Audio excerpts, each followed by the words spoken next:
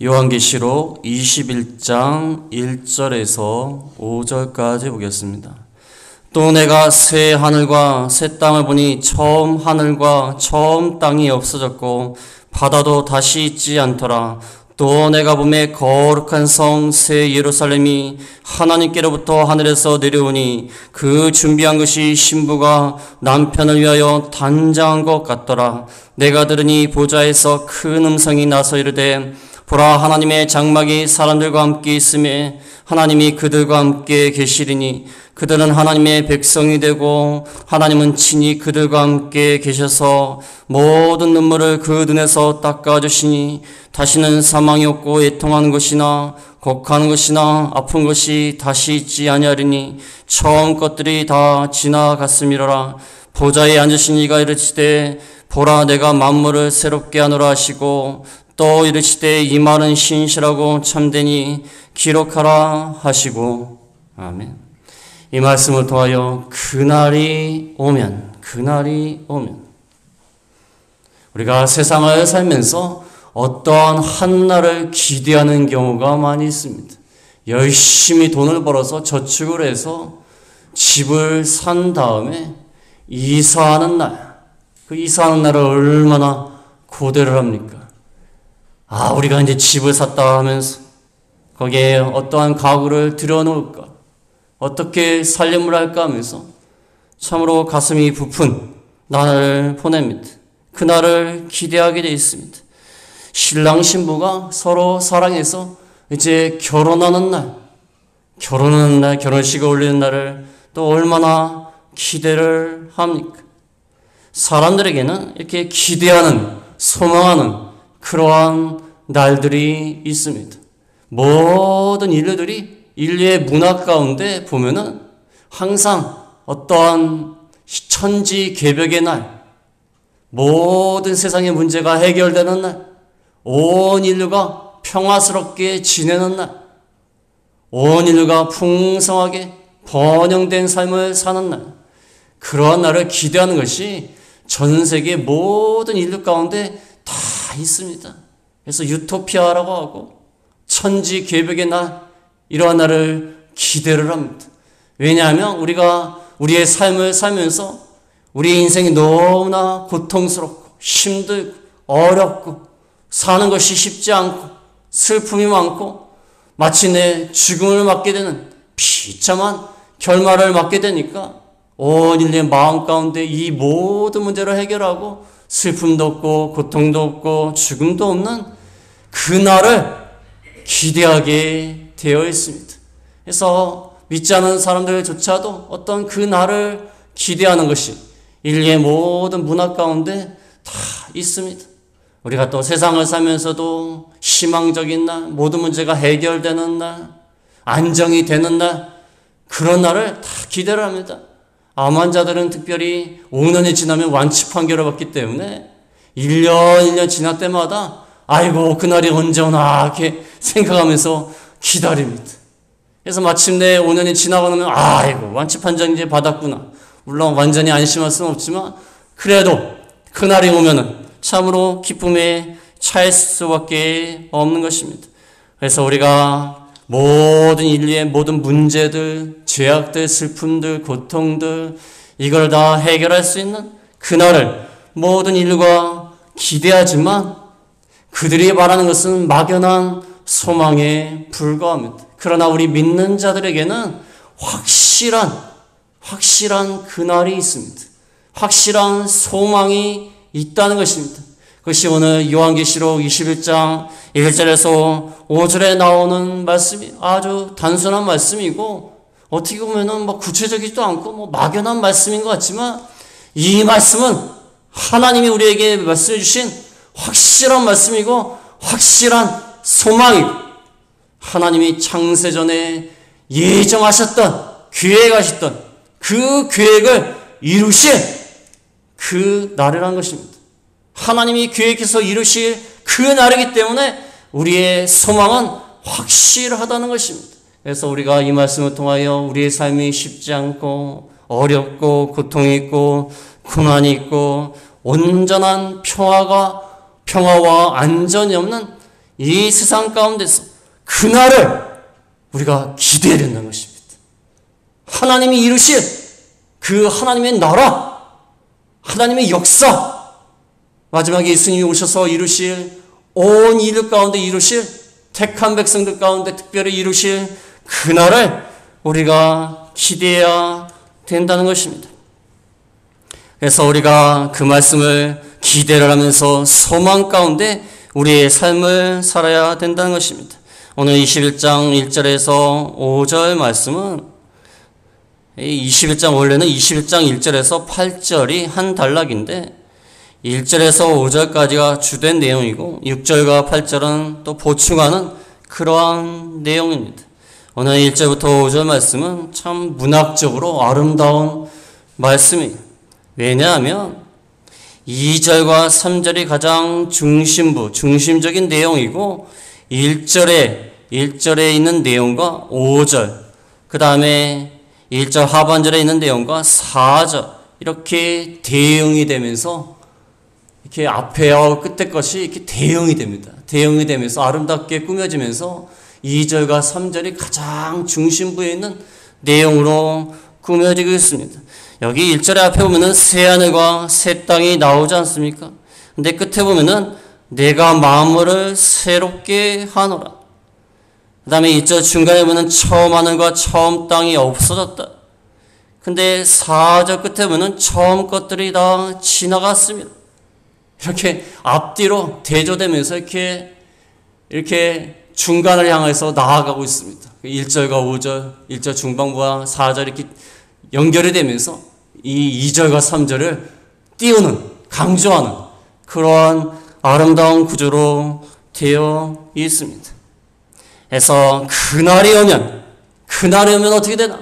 예수님 오실 날, 마지막 날, 세상 끝에 하나님이 무엇을 하실 것인가? 첫 번째로 말씀드릴 것은 만물을 새롭게 하신다. 만물을 새롭게 하신다. 1절에 중반절까지 나오고요. 그 다음에 4절 하반절 5절까지 나옵니다. 1절에 보면 또 내가 새 하늘과 새 땅을 보니 처음 하늘과 처음 땅이 없어졌고 그 다음에 4절 하반절에 보면 처음 것들이 다 지나갔습니다. 5절에 보면 보좌에 앉으시니가 이르시되 보라 내가 만물을 새롭게 하노라 하시고 또 이르시되 이 말은 신실하고 참되니 기록하라 하시고 요한이 보니 새 하늘과 새 땅을 본다고 했습니다. 하나님은 사도 요한을 통해서 마치 영화같이 환상 가운데 보여주시는 거예요. 그래서 실제 있는 것처럼 볼 수 있는 것입니다. 예, 오늘날도 영화 같은 데 보면 오늘날 얼마나 기술이 발전했습니까? 마치 실제로 있는 것처럼 구현하지 않습니까? 요즘은 기술이 발전해가지고요. 컴퓨터 그래픽 이렇게 꾸며놓으면요. 실제로 있는 것 같아요. 실제로 있는 것 같아요. 생생히 살아있는 것처럼 보입니다. 마치 그렇듯이 사도 요한에게 하나님이 새하늘과 새 땅을 보여주셨어요. 새하늘과 새 땅. 전혀 새로운 하늘과 땅. 처음 하늘과 처음 땅이 없어졌다. 이 말을 들으면요. 처음 하늘과 처음 땅, 우리가 있는 이 땅, 이 지구에 있는 모든 것들을 다 없애시고 새롭게 만들었다고 생각하기 쉬운데 그렇지 않습니다. 이 땅을 새롭게 바꿨다는 거예요. 질적으로 새롭게 바꿨다는 것입니다. 지구를 다 없애버리고 새롭게 지구를 만드신 것이 아니라 지금 있는 만물을 새롭게 했다는 거예요. 그래서 5절에 나와 있지 않습니까? 보라 내가 만물을 새롭게 하노라. 지금 있는 만물을 새롭게 하신다.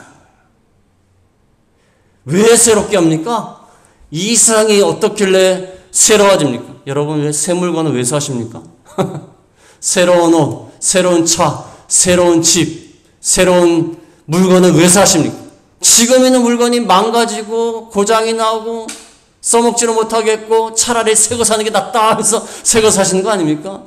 차도요. 한 5, 6년, 10년 정도 지나면요. 20만 킬로인가요? 30만 킬로 정도 지나면요. 조금씩 망가지기 시작해요. 망가지기 시작하면요, 수리비가 더 나오기 때문에, 야, 차라리 새 차를 사서 할부금을 내는 게 낫겠다 하면서 새 차를 그냥 사는 거예요. 이 지구가, 이 땅이 너무나 인간의 죄악 때문에 부패했고, 쇠했고, 너무나 혼동스럽고, 무질서해졌고, 죄악이 가득하고, 그러니까 하나님이 이것을 새롭게 만드신다는 거예요. 요즘 뉴스에 나오지 않습니까? 이스라엘이 그 민간인들을 향해서 그냥 폭격을 하지 않습니까? 그 사람들은 뭐 피난도 제대로 갈 수도 없고 병원에서 치료받고 있고 또 아이들이 있는 곳에 막 공격하지 않습니까? 근데 이스라엘도 이유가 있어요. 그 하마스가 병원이나 민간인 시설에 숨어 있다고 합니다. 그러니까 어쩔 수 없이 공격하는 거예요. 그러나 어쩔 수 없이 공격한다고 할지라도 민간인을 공격하니까 이 얼마나 죄 없는 아무 상관도 없어요. 전쟁하고 아무 상관없어요. 인터뷰에도 나오지만 아니 이 어린아이가 전쟁하고 무슨 상관이 있는데 어린아이를 죽이냐는 거예요. 전쟁하고 무슨 상관이 있어 어린아이가. 이 세상을 보면 얼마나 악하고 범죄가 많고 얼마나 흉악한 일이 많습니까? 서로 싸우고 죽이고 피가 낭자하고 폭력이 난자하고 그 다음에 환경을 보니까 환경은 또 얼마나 파괴됐어요. 요즘 11월 달 날씨인데요. 이상하게 더워요. 지난주에 어떤 경주 지방은요. 29도래요. 29도. 세상에 11월 달 날씨에 29도는 좀 들어보지도 못했어요. 요즘요. 사람이 하도 범죄하고 악하니까요. 이 환경도 제정신이 아니에요. 환경도 제정신이 아니에요. 이게 뭐 겨울인지 여름인지도 모르겠어요. 어떨 때는 여름엔 또 춥고요. 또 여름엔 또 겨울엔 또 따뜻하고 그렇게 되는 겁니다. 얼마나 이 세상이 파괴됐어요. 얼마나 세상이 죄와 폭력과 전쟁과 기근과 환경의 오염으로 얼마나 이 파괴됐어요. 근데 하나님께서 새롭게 하신다는 거예요. 뭐 새롭게 하신다는 것은요, 뭐 조금 고친다, 조금 바꿔놓는다, 이 정도가 아니에요. 이 정도가 아니에요. 제가 옛날에 시골에서 목회할 때 보니까 사택이 너무나 안 좋아요. 그래서 항상 비가 없는 이 벽지 사이로 비가 흘러요. 그래갖고 막 곰팡이 냄새가 나고 얼마나 힘든지 몰라요. 그래서 건축하시는 분, 교인분이 아는 분이 건축하시는 분이 있어갖고 모셔왔더니만 딱 보더니 이건 못 고친대요. 이건 못 고친대요. 이거는 무너뜨리고 새로 만들어야지. 이거 뭐 고쳐봤자 안 된다는 거야. 이거는 고쳐봤자 안 된다는 거야. 아니 헌집에 아무리 뭐 인테리어를 새로 한번 하니까 어차피 헌집인데 안 된다는 거야. 마치 상다리가 다 부러졌는데 상다리가 다 부러졌는데 그 상 위에다가 이쁜 거 갖다 쫙 씌워놓으면 괜찮습니까? 상다리가 다 부러져갖고 먹지도 못하는데 그 소용없다는 거야. 하나님께서 새롭게 하시는 건요 완전히 바꾸시는 거예요. 완전히 이 세상의 만물을 완전히 바꾸시는 거예요.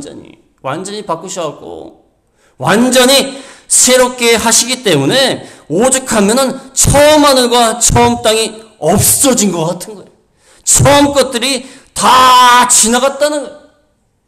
완전히 새롭게 하시는 거예요. 새롭게 하시는데 누가 말씀하신 겁니까? 5절에 보면 보좌에 앉으신 이가 이르시되 하나님 보좌에 앉으셔갖고 만물을 통치하는데 마음이 너무 파괴됐으니까 내가 새롭게 한다. 아니, 보좌 옆에 있는 신하가 말한 게 아니에요. 보좌에 있는 분이 말씀하신 거예요. 반드시 된다는 거예요. 그래서 5절 끝에 보면 이 말은 신실하고 참되니 기록하라. 하나님의 말씀이 참되고 신실하니 기록해서 알려줘라. 그래서 기록을 했더니 우리가 지금 읽고 아는 겁니다. 기록을 안 했으면 어떻게 할 뻔했어요. 근데 기록을 해서 우리에게 알려주는 거예요. 여러분 소망을 가지셔야 돼요. 하나님이 만물을 새롭게 하실 날이 온다는 거예요. 그것은 뭐 조금 일부분을 바꾸시는 거, 조금 기능을 좀 새롭게 하시는 거, 이 정도가 아니에요. 인테리어가 아니에요. 아예 새 집을 지어주시는 거예요. 아예 새롭게 하시는 거예요. 하나님. 여러분이 소망을 가지셔야 돼요. 어떤 분이 아이고 내가 이제 늙어가지고 유효기간이 다 됐대요. 유효기간. 기계로 말하면 기계가 유효기간이 있어요. 뭐 냉장고로 말하면 한 5, 6년 되면 바꿀 때가 되지 않습니까? 핸드폰도 요즘은요 2년 정도 되면 핸드폰 다 고장나요. 핸드폰이 왜 이렇게 자꾸 고장나냐 물어봤더니 하도 기능이 많아서 그렇대요. 하도 저도 핸드폰으로 거의 목회를 다 합니다. 사실상 핸드폰으로 다 해요. 뭐 교회 회계도 핸드폰으로 다 보고 뭐 물건에 대해서 알아보는 거 뭐 고칠 거 다 핸드폰으로 알아봐요. 설교 지금 녹화되는 것도 핸드폰으로 되는 겁니다. 요즘 핸드폰이 얼마나 좋은지요. 녹화도 잘 돼요. 녹화가 잘 돼요. 그냥 올라가요. 녹화하면 또 인터넷에 올릴 수 있어요. 그러니까 핸드폰이 금방 망가져. 유효기간이 다 됐다는 거예요. 어떤 분이 내가 유효기간이 다 됐으니까 이제 망가진다는 거예요. 하나씩 이제 망가지기 시작한다. 그런데요, 소망을 가지셔야 돼요. 하나님이 우리 몸을 포함해서 만물을 새롭게 하실 그날이 온다는 겁니다. 그래서 예수님이 재림하시면 우리의 몸이 신령한 몸으로 부활한다는 거예요. 하나님이 완전히 고쳐주시는 거예요. 완전히 고쳐주시는. 세상에서 의사들이 병을 고친다고 하지만 고치면 뭐합니까? 또 망가지죠. 고치면 뭐하니까 또 망가져. 연세가 드시면 병원만 잘 돼요. 의사만 좋아요. 의사만 좋고 연세가 저도 나이가 먹으니까요 먹는 약이 더 많아져요. 그래서 옛날 어르신들이 한 말이 자꾸 생각이 나요. 나이가 들면은 약통이 커진대.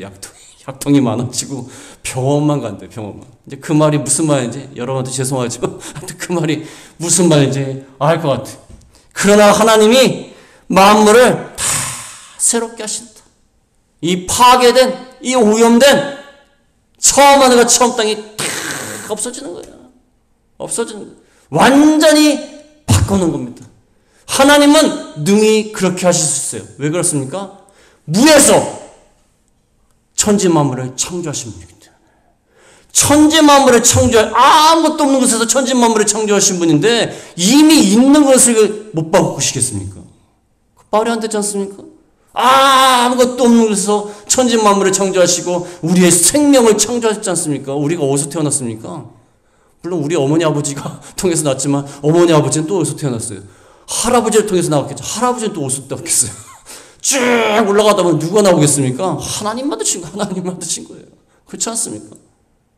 모든 과학은요, 진화론 자들은 우연이 어떻게 생겼대, 우연이. 아니, 그 우연이 어떻게 생깁니까? 아니, 우연이 생깁니까? 아니, 그 우연히 피아노도 생기고, 우연히 자동차도 생기고, 우연이 어떻게 생겨요, 우연이. 그렇지 않습니까? 다 만든 사람이 있지 않습니까? 기계를 봐도. 하나님이 무에서 유를 창조했는데, 이미 창조한 것이 너무나 부패되고, 오염되니까, 새롭게 만드신다. 우리가 그날을 기대해야 된다는 것입니다.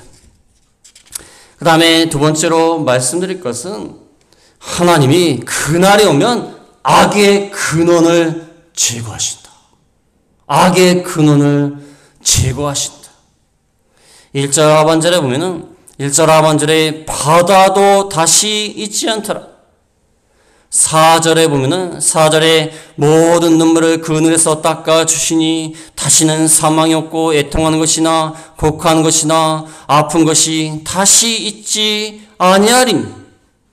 바다도 없어진다. 새하늘과 새 땅이 있는데 바다가 없어요. 바다. 왜 바다가 없냐면 상징적으로 이 바다는 짐승이 나오는 악의 근원이에요. 요한계시록 13장에 보면 짐승이 바다로부터 나온다고 했어요. 바다로부터 나와서 사탄이 용에게 권세를 받아서 많은 사람들을 미혹하게 하고 죄를 짓게 만들고 자기에게 경배하게 만든다고 했어요. 악이 바다에서 나온다는 거예요. 짐승이 바다 가운데서 나온다는 거예요. 이 바다라는 것은 성경에 보면요, 악의 근원이에요. 악의 근원. 여러분 바닷물 보면요, 바닷물 한가운데 들어가면 어떻습니까? 파도가 일고 거센 풍랑이 일고 혼동스럽고 그 가운데 들어가면요 죽을 수밖에 없어요. 성들의 가운데 죽을 수밖에 없습니다. 그래서 바다는 악입니다. 악한 것이고 세상이고 우리를 삼키는 것이고 우리를 미혹하게 하는 것이고 우리를 죽음에 빠뜨리는 것이고 그게 바다예요. 근데 그 바다가 없어진다는 거예요. 하나님이 악의 근원을 없앱니다. 요한계시록의 나중에 후반부에 보면은 하나님이 사탄을 무정의에 빠뜨립니다. 영원한 형벌 가운데 빠뜨립니다. 그래서 마귀를 영원히 없앱니다. 영원히 없어요. 그러니까 다시는 유혹하는 자, 미혹하는 자, 죄악에 빠뜨리는 자, 죄를 짓게 만드는 자가 없어지는 거예요. 악의 근원이 제거가 되는 거예요. 악의 근원이 제거가 되니까 어떻게 되죠? 4절에 보니까 눈물을 그늘에서 닦아주시니 사망과 애통하는 것이나 곡하는 것이나 아픈 것이 다시 있지 아니하리니. 우리 인간의 모든 슬픔은 어디에서 왔을까요? 죄악 때문에 온 거예요. 죄악 때문에. 인간이 죄를 짓지 않으면요, 이 세상이 참 평화롭습니다. 그렇지 않습니까? 인간에게 죄악이 없으면요, 서로 싸울 필요가 없어요. 죄를 짓지 않으면 서로 다툴 필요가 없어요. 서로 평화롭습니다. 서로 욕심을 내고 남의 것을 빼앗으려고 하고 남의 것을 자기 것을 취하려고 하니까 자꾸 싸우고 시기하고 미워하고 전쟁이 일어나는 거 아니에요? 인간의 모든 슬픔의 근원, 애통의 근원, 특별히 사망의 근원은 죄악 때문에 찾아온 겁니다. 죄악 때문에 모든 세상의 슬픔이 찾아온 거예요. 그렇지 않습니까? 저는 이게 교회 안에 있으니까 항상 관리를 합니다. 그래서 저 현관문도 잘 닫고 창문도 잘 닫고 우리 문도 잘 닫고 훔쳐갈 것도 없는데 잘 닫아요. 이렇게 훔쳐갈 게 있다. 내가 닫으면서 생각해요. 이게 훔쳐갈 것도 없는데. 그러면서 닫는 거예요. 어쨌든 닫아야 되지 않습니까? 뭐라도 손해를 볼까 해서 닫는 거예요. 닫으면서 참 귀찮지 않습니까? 맨날 닫고 열쇠로 닫고 찍찍찍 찍어야 되고 어떨 땐 비밀번호가 생각이 안 나갖고 비밀번호가 생각이 안 이게 뭘까? 그래서 비밀번호 누르는 경우도 있고 닫으면서 무슨 생각을 하냐면 참 인간이 악하지 않으면 이런 수고를 할 필요가 없지 않습니까? 도둑이 없다면, 악한 마음이 없다면, 남을 훔치는 마음이 없다면 다 열어놓고 다녀도 돼요. 그냥 물건 아무 데나 갖다 놓고 다녀도 돼요. 차문 안 닫아도 돼요. 맨날 차문 닫으라고 애를 써요. 진짜 닫혔나? 그래서 확인해요. 죄악이 없다면 고통도 없고 슬픔도 없어요. 인간이 죄를 짓기 때문에 모든 불편함과 어려움과 괴로움이 찾아오는 겁니다. 그런데 하나님이 악의 근원을 다 제거하시니까 사망이나 애통하는 것이나 곡하는 것이나 아픈 것이 다시 있지 아니하리니. 근데 중요한 건요, 하나님이 눈물을 그 눈에서 닦아줘요. 왜 닦아줍니까? 눈물을 왜 닦아줍니까? 세상에서 수고했다고, 세상에서 힘들게 살았다고 하나님이 눈물을 닦아주시면서 내가 이제 새하늘과 새 땅을 창조해서 악을 제했으니까 이제 눈물을 흘릴 필요가 없다. 연세 드신 분들, 인생 살아오신 분 얘기 들으면요, 정말 눈물 없이는 들을 수가 없어요. 언제 공원에 갔는데 나이 드신 분이 이렇게 돌아다니시고 이렇게 가서 이제 같이 이제 서로 인사하고 이렇게 하시는 거 보면서 참 저분들 세대가 얼마나 힘들었을까 그 생각을 해요. 우리 할머니 세대 얼마나 힘들었겠습니까? 6.25도 겪은 세대들 6.25도 겪고 얼마나 가난한 그 나라를 지금까지 이렇게 만든 거 아닙니까? 그 과정 가운데 얼마나 힘들었겠어요. 지금 노인 세대들한테 우리 젊은 사람들이 잘해야 돼요. 지금 노인 세대 때문에 우리가 지금 살고 있는 거예요. 지금 중국 무시하지 않습니까? 옛날에 우리나라가 어떻게 중국을 무시했습니까? 5,000년 역사 가운데 맨날 뭘 받다 바치고 그렇지 않습니까?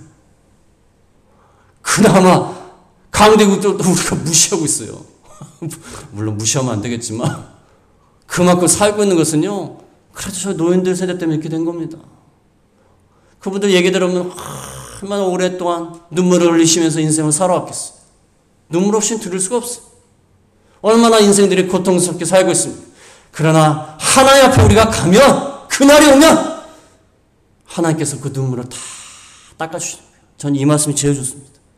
눈물을 다 닦아주시면서 마치 딸이 시집에서 시집살이 하다가 친정집에 가면 어떻게 하죠? 엄마가 와가지고 눈물을 딱 닦아주지 않습니까? 마치 그러듯이 하나님이 눈물을 다 닦아주시면서 그날이 오면 악의 근원이 제거가 되기 때문에 사망이나 애통이나 곡한 것이나 아픈 것이 다시 있지 아니하게 된다는 것입니다. 이게 얼마나 좋은 겁니까?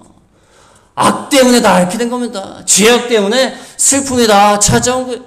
그러나 악을 제하실 날이, 마귀를 제거하실 날이 온다는 것입니다. 우리가 그날을 바라봐야 된다는 것입니다. 그 다음에 마지막으로 세 번째로 말씀드릴 것은 드디어 주인공이 등장합니다.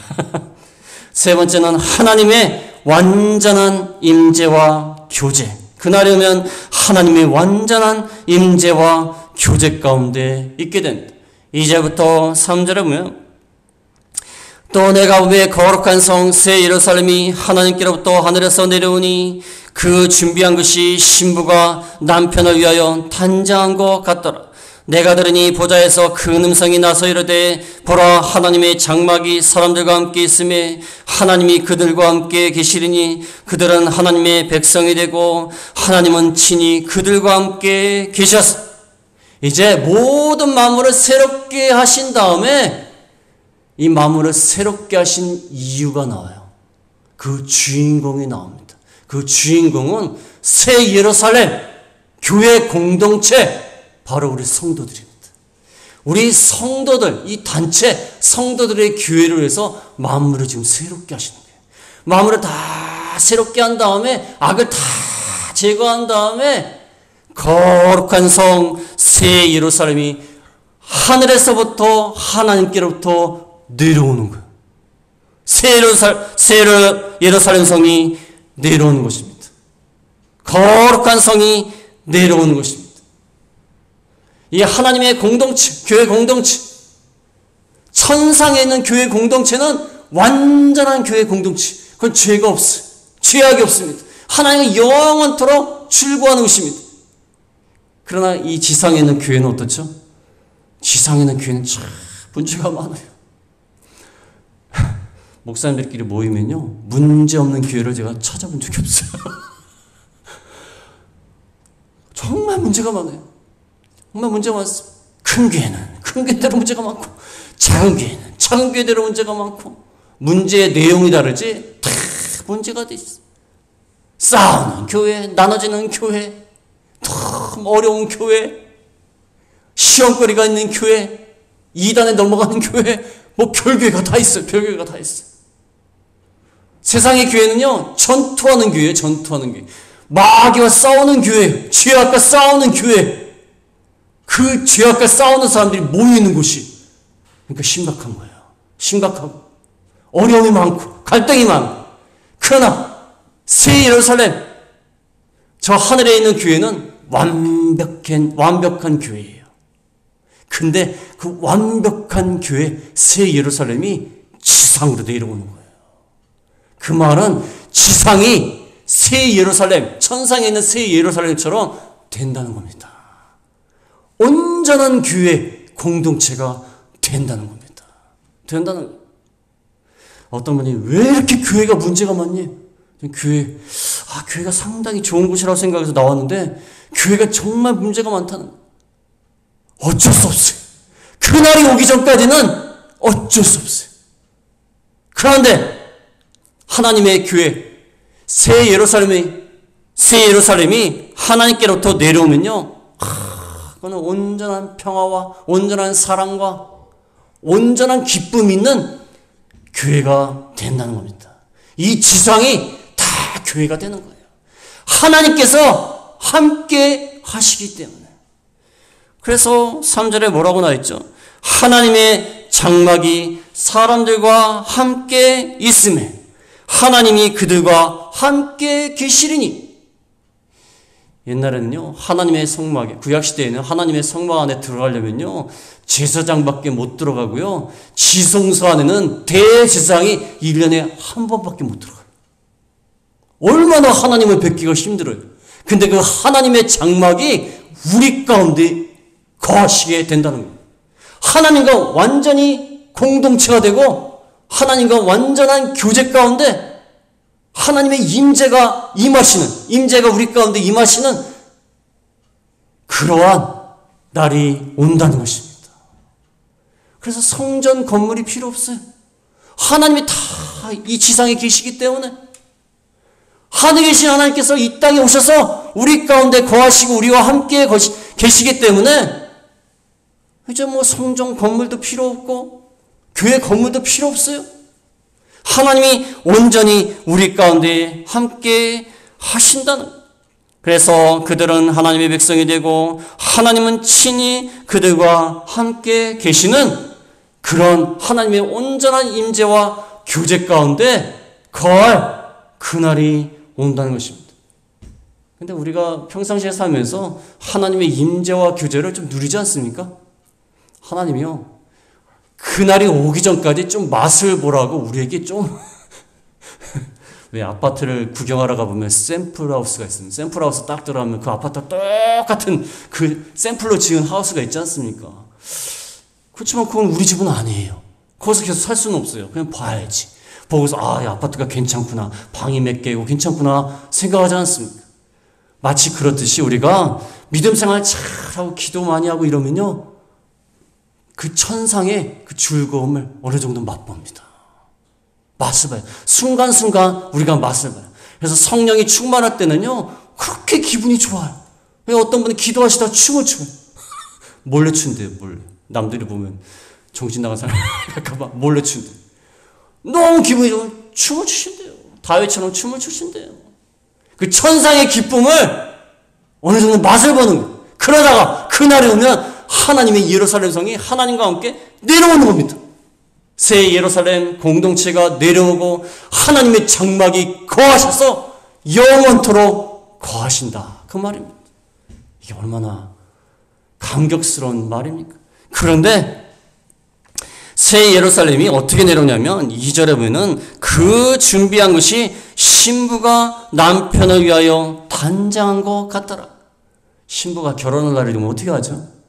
신부가 결혼할 날이 오면요, 안 하던 화장 안 하던 사람도 화장하고 눈썹도 그리고 뭐 볼터치도 하고 그 머리도 꾸미고 옷도 막 드레스를 입고, 뭐 평상시 그거 입고 다니겠습니까? 올해 드레스를 입고 단장을 잘 하지 않습니까? 남편한테 잘 보이려고, 그 다음에 하객들한테 잘 보이려고 하지 않습니까? 너무 지나치게 하니까요, 어떨 때는 신부를 못 알아봐요. 너무 지나치게. 또 결혼식에 갔는데 신부가 하도 화장을 요란하게 했는지 내가 여기 온 게 맞나 싶어요. 신부가 평상시 잘 알던 사람인데 그 착각한 적이 있는데, 아무튼지 간에 신랑을 위해서 잘 단장하듯이 예루살렘 성이 잘 단장해서 이렇게 내려오는 겁니다. 하나님이 준비를 시키셔서 아름답게 아름다운 교회 공동체가 내려오는 겁니다. 지금 우리 성도들이 얼마나, 우리가 하나님의 자녀라고 하지만 얼마나 죄를 많이 짓고 흠이 많지 않습니까? 그러나 그날이 오면 하나님이 우리를 완벽하게 온전하게 단장시켜 주시는 거예요. 죄도 없고 흠도 없는 그것으로 단장시키셔서 이 땅에서 하나님과 함께 영원한 교제 가운데 있게 된다는 거예요. 그래서 오늘 말씀이요, 좀 막연한 말씀 같고 이게 무슨 뜬구름 같은 얘기인가, 무슨 동화 같은 얘기인가 그렇게 생각이 될지 모르지만 그날을 우리가 바라봐야 돼. 그날을 바라봐야 돼.